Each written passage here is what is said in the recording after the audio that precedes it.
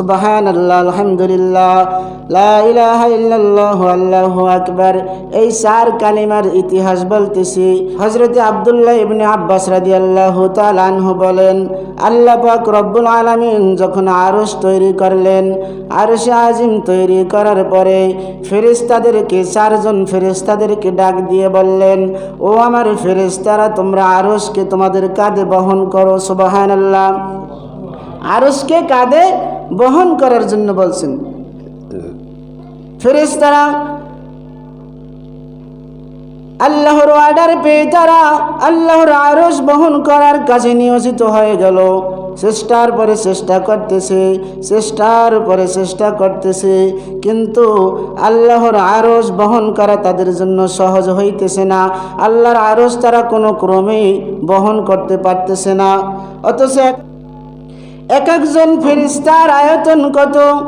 নবীজি সাল্লাল্লাহু আলাইহি ওয়াসাল্লাম বলেন, এক একজন ফেরেশতাকে আল্লাহ তাআলা আরশ বহন করে এক একজন ফেরেশতাকে এত বিশাল বড় বানাইছেন যে তাদের এই যে সিনার যে জায়গাটা, এই সিনার এই জায়গাটা হলো 700 বছরের রাস্তা। বলেন না সুবহানাল্লাহ।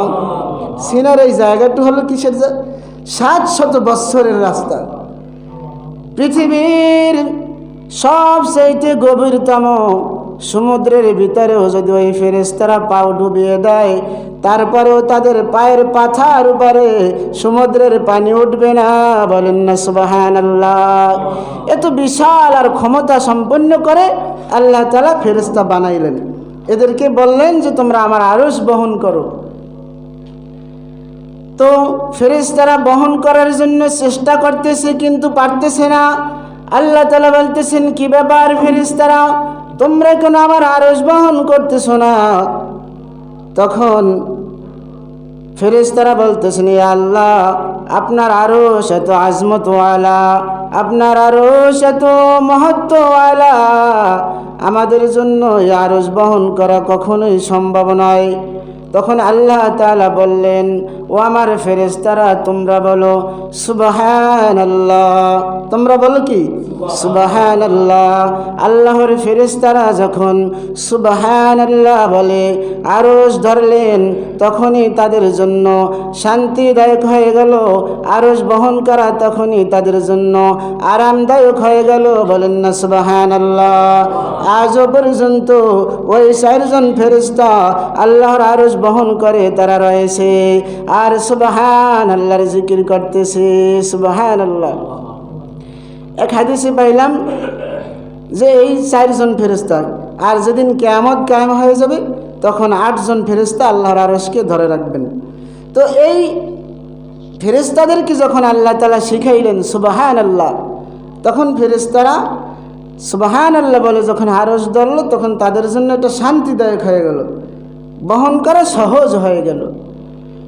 যখন তাদের জন্য আল্লাহর আরশ বহন করা সহজ হয়ে গেল, তখন ফেরেশতারা বুঝে ফেলাইছে এই কালিমা কোনো সাধারণ কালিমা না। ঠিক না বে ঠিক? তখন তারা আর বলে যে না না, এই কালিমা কখনো ভোলা যায় না। তখন তারা অবিরাম দাঁড়ায় সুবহানাল্লাহ সুবহানাল্লাহ সুবহানাল্লাহ সুবহানাল্লাহ। অবিরাম দাঁড়ায় তারা এইভাবে আল্লাহর নামের জিকির করতেছে। এরপরে আল্লাহ পাক রব্বুল আলামিন হযরতে আদম আলাইহিস সালাতু ওয়াস সালামকে সৃষ্টি করলেন। আদম আলাইহিস সালামকে সৃষ্টি করার পরে তাহার শরীরের ভিতর রূহ ফুঁক দিলেন। রূহ দেওয়ার পরে হযরতে আদম আলাইহিস সালাম হাসি দিলেন। হাসি দেওয়ার পরে আল্লাহ তাআলা আদমকে শিখাই দিলেন, আদম তুমি বলো আলহামদুলিল্লাহ। তুমি কি বলো? আলহামদুলিল্লাহ। হযরত আদম আলাইহিস সালাম আলহামদুলিল্লাহ বললেন। এরপর আল্লাহ তাআলা বলতেছেন, ইয়ারহামুকা রাব্বুকা ওয়া লিহাযা মা খালাকতা, তোমার রবের পক্ষ থেকে তোমার উপর রহমত নাজিল হোক।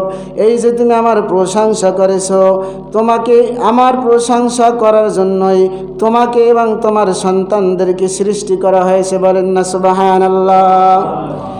আদমকে যখন আল্লাহ তাআলা আলহামদুলিল্লাহ শিখিয়ে দিলেন, এই কথাটা যখন হজরতে ফেরেশতা আলাইহিমুস সালাম শুনলেন, তখন তাহারাও এইভাবে ওই যে সুবহানাল্লাহ, এই সুবহানাল্লাহর সাথে আলহামদুলিল্লাহকে যোগ করে তারা এবার পড়তেছে সুবহানাল্লাহ আলহামদুলিল্লাহ, সুবহানাল্লাহ আলহামদুলিল্লাহ, সুবহানাল্লাহ আলহামদুলিল্লাহ। অবিরাম দ্বারাই তারা এই দুই কালিমার জিকির করতেছে। এরপরে আল্লাহ পাক রব্বুল আলামিন হযরতে নূহ আলাইহিস সালামকে পয়গম্বর বানাইয়া জগতের ভিতরে পাঠাইলেন। নূহ আলাইহিস সালাম যখন আল্লাহর পয়গম্বর হলো, সর্বপ্রথম হযরতে নূহ আলাইহিস সালামের জামানায় মূর্তি পূজা শুরু হয়ে গিয়েছে। আল্লাহ তাআলা হযরতে নূহ আলাইহিস সালামকে ডাক দিয়ে বলেন, হে নূহ, তুমি তোমার উম্মতদেরকে বলো, তোমার এই মূর্তি পূজক উম্মতেরা, তোমার এই অবাধ্য উম্মতেরা, তারা যদি তোমার এই লা ইলাহা ইল্লাল্লাহ বলে, তাহলে আমি আল্লাহ তাদের সমস্ত অবাধ্যতা মাফ করে দিয়ে তাদেরকে জান্নাত দিয়ে দিব। বলেন না সুবহানাল্লাহ। নূহকে কি শেখাই দিলেন? লা ইলাহা ইল্লাল্লাহ, লা ইলাহা ইল্লাল্লাহ, লা ইলাহা ইল্লাল্লাহ।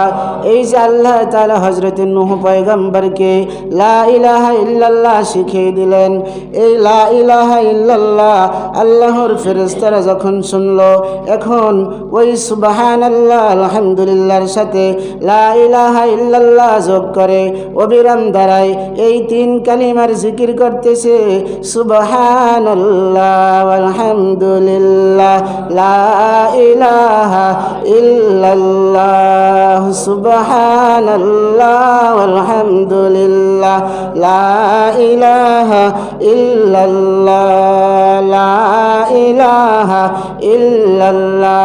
এইভাবে আল্লাহর ফেরেশতারা জিকির করতেছেন। এরপরে আল্লাহ তাআলা হযরতে ইব্রাহিম আলাইহিস সালাতু ওয়াস সালামকে যখন পয়গম্বর বানিয়ে জগতে পাঠাইলেন, ইব্রাহিম আলাইহিস সালাম যখন পয়গম্বর হইলেন, আল্লাহ তাআলা তাকে একটা পুত্র সন্তান দান করলেন শেষ বয়সে। সন্তানটা যখন বাবার সাথে চলার বয়সে উপনীত হলো, আল্লাহ তাআলা বললেন, তোমার মহব্বতের বস্তু আমার রাস্তায় কোরবানি করো। হযরতে ইব্রাহিম আলাইহিস সালাম, আপনারা ঘটনা অবশ্যই জানেন, হযরতে ইব্রাহিম আলাইহিস সালাম মহব্বতের বস্তু প্রিয় সন্তানকে কোরবানি করার জন্য পরিপূর্ণ প্রস্তুতি গ্রহণ করে যখন তিনি চক্ষু বন্ধ করিয়া এইভাবে ইব্রাহিমের গলায় ছুরি চালাই দিলেন, ইব্রাহিম আল্লাহু আকবার বলে ছুরি চালাই দিলেন। এই যে ইব্রাহিম আলাইহিস সালাতু ওয়াস সালাম ওইখানে আল্লাহু আকবার বলে তার সন্তানের গলায় ছুরি চালাইলেন। এই আল্লাহু আকবারের শব্দটা যখন ফেরেশতারা শুনল, তখন ফেরেশতারা বলল যে এটাও একটা মূল্যবান কালিমা এবং দামি কালিমা। এই কালিমাটাকেও তখন তারা ওই পূর্বের তিন কালিমার সাথে যোগ করে এবার পড়তেছেন সুবহানাল্লাহ আলহামদুলিল্লাহ, লা ইলাহা ইল্লাল্লাহু আল্লাহু আকবার, সুবহানাল্লাহ আলহামদুলিল্লাহ, ইল্লাল্লাহু আল্লাহু আকবার। এইভাবে হযরত ইব্রাহিম আলাইহিস সালাম যখন এই আমল করলেন, ফেরেশতারা তার মুখের কালিমা নিয়ে তারা ওইভাবে অবিরাম দ্বারা আল্লাহর জিকির করতেছে। এই জিবরাইল আলাইহিস সালাতু ওয়াস সালাম যখন কালিমার এই ইতিহাস, এই ঘটনা আল্লাহর পয়গম্বর মুহাম্মদুর রাসূলুল্লাহ সাল্লাল্লাহু আলাইহি ওয়াসাল্লামকে শোনাইলেন, তখন আল্লাহর পয়গম্বর মুহাম্মদুর রাসূলুল্লাহ সাল্লাল্লাহু আলাইহি ওয়াসাল্লাম আশ্চর্য হয়ে তিনি বললেন, লা হাওলা ওয়ালা কুওয়াতা ইল্লা বিল্লাহিল আলিয়্যিল আযীম, লা হাওলা ওয়ালা কুওয়াতা ইল্লা বিল্লাহিল আলিয়্যিল আযীম। এই কালিমা হযরত জিবরাইল আলাইহিস সালাম নবীজির জবান থেকে শোনার পরে এই কালিমাটাও তাহারা সমস্ত কুল কায়নাতের সমস্ত ফেরেশতারাও পূর্বের কালিমাগুলোর সাথে জোড়া লাগিয়ে তাহারাও এখন জিকির করতেছে সুবহানাল্লাহ আলহামদুলিল্লাহ লা ইলাহা ইল্লাল্লাহু আল্লাহু আকবার ওয়ালা হাওলা ওয়ালা কুওয়াতা ইল্লা বিল্লাহিল আলিয়্যিল আযীম।